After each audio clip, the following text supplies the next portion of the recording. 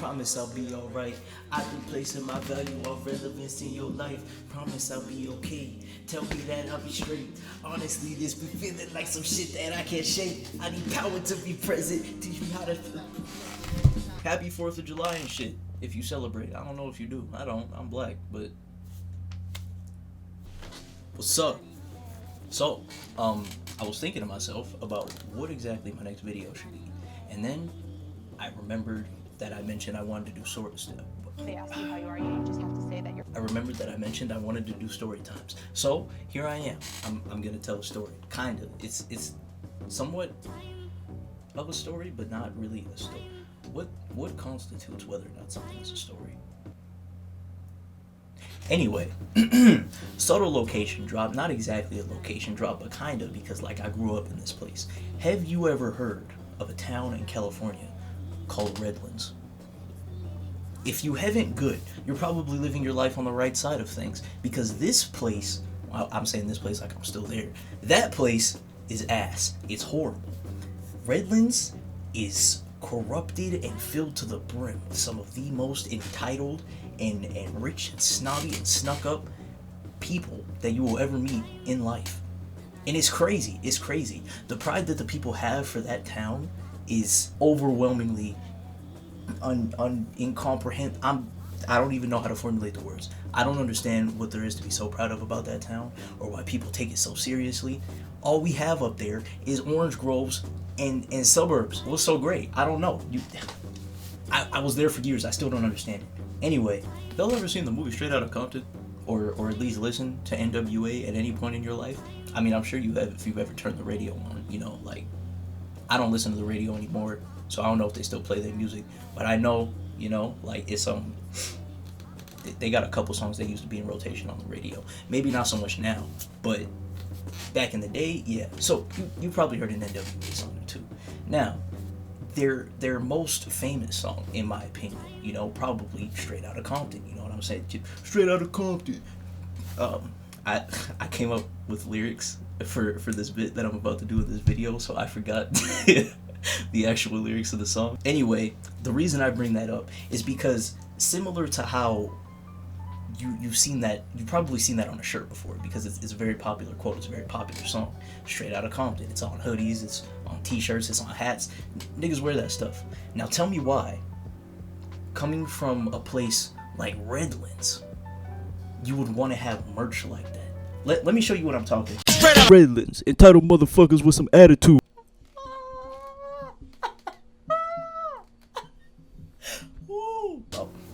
I remember a time where I wasn't driving. My dad was driving. Me and him were in the car, and there was this kid, and he had a hoodie on in the summertime, which is something we do out here in California. Don't ask me why.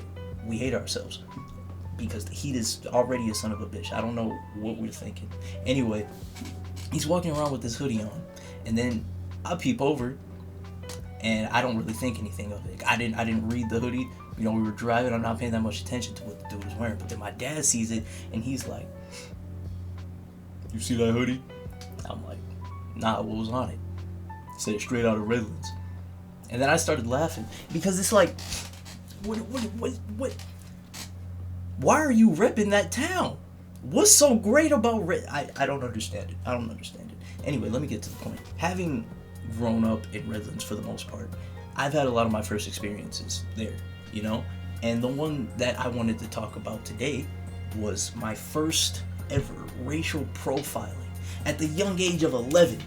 It's kind of funny because this took place in like a 7-Eleven, so it's like 7-11-11, because I was 11, 7. You know what I'm saying? This guy stinks! Anyway, I was out with my friends because I used to do parkour when I was I mean, I guess you can call it that. I took that shit seriously, and I thought I was like a pro at that shit. I'm not gonna lie, because me and my homie, we used to go down to like the university that was in Redlands and like just run around and do vaults and jumps and shit. It was a fun time. And one of the other times we got one of our other friends to tag along with us. So we were all doing that, and it was hot as fuck. It was summertime, and we got thirsty. So my homie who got me into parkour was like, let's go to the 7-Eleven around the corner from my house, you know, like across the train tracks or whatever. And me at the time, I was like, when I went out places with my friends, my dad had very specific like rules as to what I could and couldn't do. Like if I'm gonna go somewhere, I have to be there for the entirety of the time, unless I'm going to like one of the people. No, I can't even go to their houses. I don't even know why I said that. No, I have to be there for the entirety of the time until he comes to pick me up.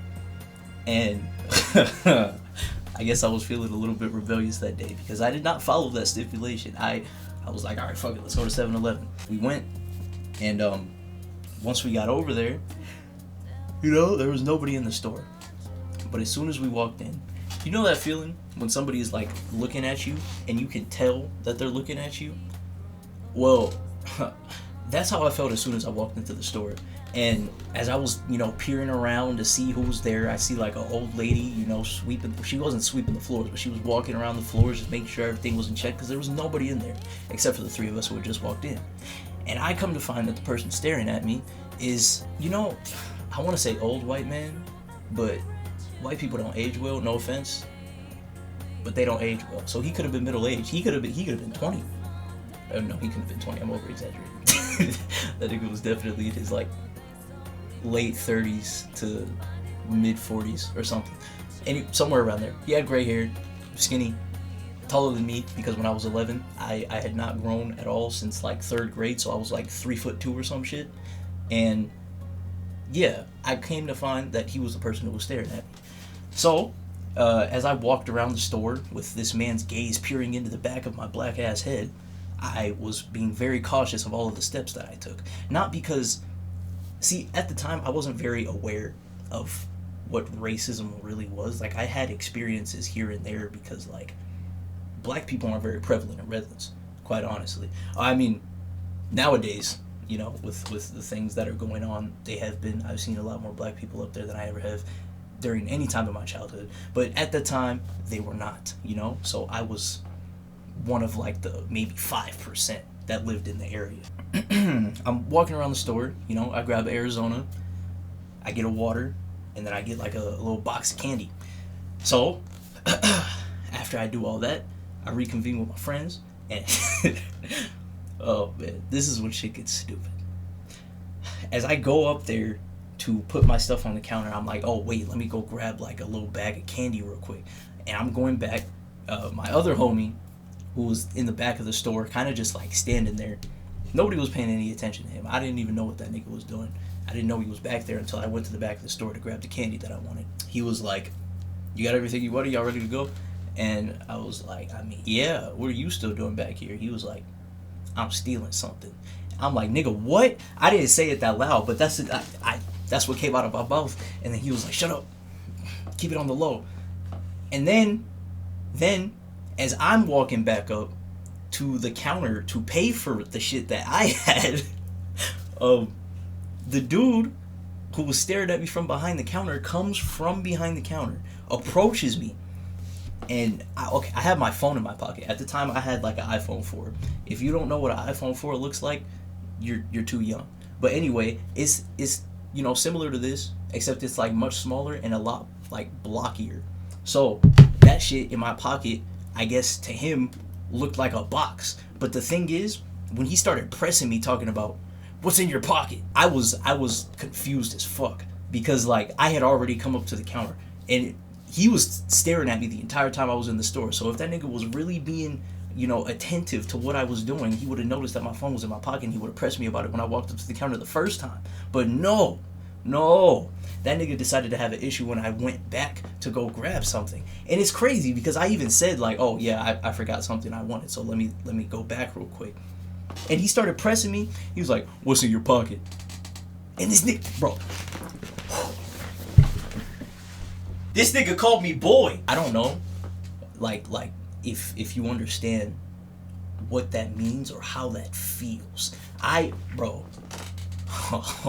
Like I said, I didn't know how serious racism was in Redlands at the time or how racist people could be up there.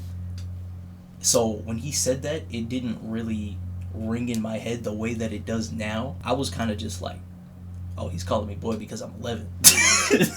But nah, no, that was not the case. And my homie, who was at the counter already, who got his stuff, he realized that the dude was pressing me because he was on his phone prior to, so he wasn't really listening. And I'm trying to explain to him, I'm like, yo, it's just my phone in my pocket, like, leave me alone, let me go buy my stuff. And he was like, and I tried to walk forward, and this nigga's like doing the moving side to side, trying to bogart me from getting to the counter. Like, bro, you want the fucking money or not? Like, you think you're arresting me or something? You think you're doing a service to your community by stopping some 11-year-old harmless child? Fuck out of here, bro. What? No. Anyway, like I said, my homie noticed, and he came over and he was like, leave him alone, man. It's just his phone in his pocket. And he was like, no, he needs to prove it to me. The boy needs to prove it. And I was like, you know, you would be such an asshole about it. Here, look, it's my phone. I pulled out my phone with big ass, like, Spider-Man case on it and shit. And then he got quiet. He turned around and just walked back to the counter. So I got my shit and I left. And I was pressed, but not for the reasons that I should have been. I was mad because this nigga was, like, preventing me from hydrating myself. But in actuality, looking back at it now, I'm mad for an entirely different reason. Because that was unnecessary as fuck. There was no reason for him to... Now, I'm not trying to out my home. I already did because I said that nigga stole from the store. He actually stole something. I was living my best life. I had my $5 in my pocket, and I was about to buy the shit that I had put on the counter with money that I had. I didn't just walk out of the store with some random shit in my pocket that I picked up without paying for it. But this nigga targeted me. And it's crazy. That's only one of the many things that I haven't, dealt with while being in that town. And there's a lot more to it, but that was just a story that I recalled, and I wanted to tell it because I feel like it has great importance as to how I carry myself in convenience stores. Honestly, in every store now, like, you gotta be careful because this world is not for brown people. I'm just saying. I said what I said. Anyway, again, if you enjoyed watching this video, be sure to like. I appreciate you, and till next time.